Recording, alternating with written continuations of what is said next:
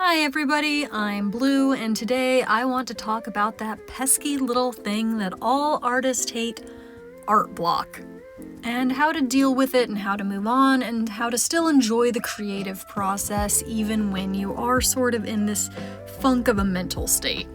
Now, for those of you who are unacquainted with the word, art block is in reference to any time an artist or person wanting to do art sits down in front of their canvas and can't make anything happen. Or even worse, they can draw their lines, their shapes, what they want, and it's just awful and bad, and no matter what you do, you realize you're never gonna draw another piece again, and we'll cut it off there. But essentially, it's just that. It's any time you want to draw, have the motivation, have the time to draw, and yet you can't. So here, I'm gonna have 5 tips that I use to try to counter that sort of mental state. However, there is a secret 6th tip, which is actually the number 1 tip and you should take seriously and you should do, and that is rest. Eventually it's gonna pass, eventually you're gonna feel better, and you'll be able to draw what you want to draw. But I can't give advice that I'm horrible at taking, so we are gonna start with number 1. Try working in a new medium. This is sort of my go-to whenever I'm thinking that all of my art looks exactly the same and I haven't improved in a very long time and I'm not exactly sure what I need to do to fix it. I like to take a step back and try working with something that I either haven't in a long time or maybe something I've never worked with before at all. So here recently, I bought a set of acrylic paint markers. And I've just been dabbling around in a sketchbook, trying not only to fill a sketchbook for the first time in a while, but also just mess around, look at some pretty colors. I'm not worried about everything looking concise and perfect because I'm not an expert at this particular medium. So I can take my time and just do it for fun instead of worrying about the exact precision of it. For Christmas, I tried something really different. I was doing paper craft cards where you cut out the pieces of paper individually and you layer them on top of each other to create a little scene.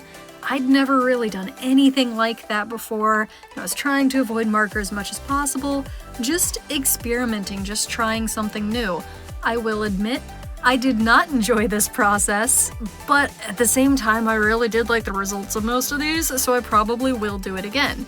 And now, not only have I taken some time and refreshed my brain from drawing digitally, I now have a few new tricks up my sleeve. My next tip for you guys is going to be draw from comfort. Now you might think, Blue, I already draw Blorbo McGee 16 times a day. He is my comfort character and I will continue to draw him because he is my comfort. And I'm going to take you gently by the hand and say Blorbo McGee is the problem. I know, I've been there.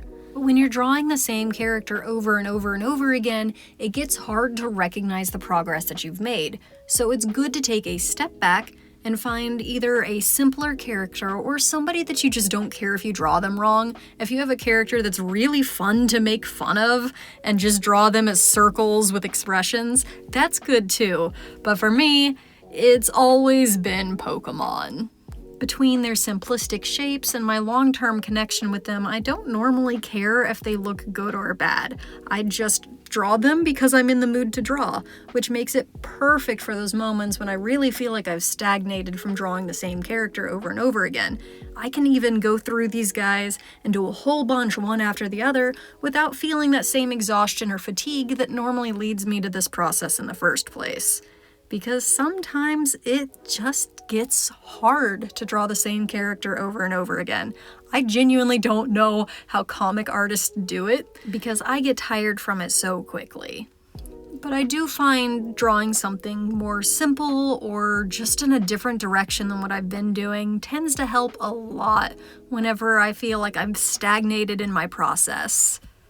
And number 3, we have practice a fundamental. Of course, the easiest way to get better is to carefully study something from the basic level so you understand it better.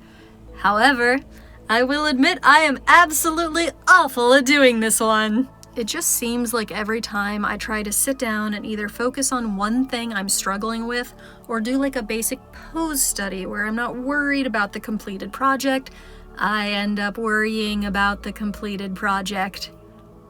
So This one is admittedly not my strength, but I do see value in sitting down and just working at something basic that you don't feel you're as good as you could be, whether it be perspective or a pose study. There's lots of things that you can learn and freshen up on. That way, when you do get back to drawing, you'll be just a little bit better than when you left off. Next we have 4, indulge in resources. This one involves 0 drawing whatsoever. Sometimes you just feel like you're not very good at all. And you look around at all of these talented artists all over the internet and you see their beautiful, gorgeous art and you think, well, that'll never be me. And it's so overwhelming. So instead, what I like to do when looking for either inspiration or when I am having those moments where I just don't think my art is up to snuff, I like to look at the professionals and see what they've done, see what their process is. And sometimes you'll look through an art book and you'll see that what you thought was all done by one artist was actually done by a team. Whether it be concept art or final development art, there's so many people that work on these projects that you know and you love, and it may only be attributed to one person. Similarly, I love to go through manga that I really like and look at the very beginning of the series in comparison to the very end. Sometimes the difference is night and day. And maybe not the best suggestion, because looking at art with the intent of criticizing it is bad, but every so often you see a panel in a manga and you go, oh, I can draw better than that. And this person got paid to do it, so you know what? I'm not doing too bad after all. And I just feel like taking a step back and looking at other people's work can help you develop your own when you don't feel like you're capable, when you've got that art block singing so loud in your head that you don't think you're ever going to come up with something else. And one more thing on this, just real quick, the reason that I recommend looking at an art book or a professional team and what they have done and produced is because there's not as many styles, there's not as much variety as when you're scrolling through social media, so it gives you less of that overwhelming, everybody does so many cool things sensation that I know for me personally can stop me from wanting to draw. And number 5, the very last bit of advice I have for you when you are trying to distract yourself from art block instead of resting like you should, be a doodlebug. So often what stops me from wanting to draw is this constant fear that it won't be good enough, it won't match the expectations in my head, it's not going to be right, everything that I draw is just a little bit wonky, it's a little bit wrong, it doesn't match exactly what's in my head, and in those moments, you take a breath, and you draw something stupid to prove to yourself that your hands can make shapes.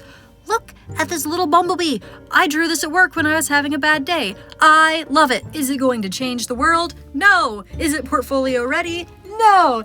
That's not the point though. The point is just to remind yourself that you can draw and you can draw good things. Another thing that I love to do whenever I'm just absolutely stuck is I go into the symmetrical tool in my art program and I just draw shapes and lines and I layer them on top of each other with no real rhyme or reason, just letting my hand move to create sometimes really unique pieces of art. And you'll notice as these particular snowflakes, as I call them, play, they get more and more specific, they get more and more detailed as I remind myself I am capable of drawing. And sometimes, instead of focusing on the regular process that I exemplify, that I try to focus on, I have to do something just completely different. So here we have like a very masculine man, I don't draw characters with beards, I don't normally draw the over-the-top fluff, and then I chose anything except for my normal pins to color this in. And the results aren't great, but that's not the point. The point is to draw just for the sake of drawing, and sometimes you'll learn something new, and other times you'll have a really cute bumblebee that you can keep on your desk at work. It's about drawing, not about drawing well. And sometimes you just gotta get out of your head on that. You have to make the marks on the paper before you can do anything else. But there we go. There are my 5 tips for getting out of art block.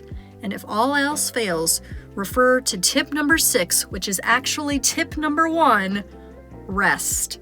It really is important, especially if you've been at like high steam productivity for so long, to just kick back and don't worry about it for a little bit.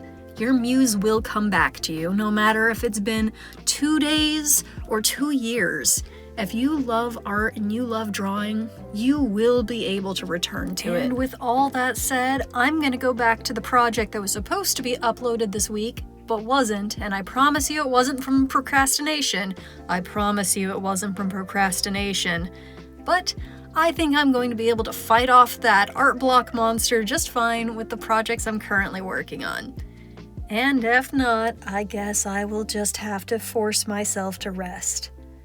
Until next time anyways. Later!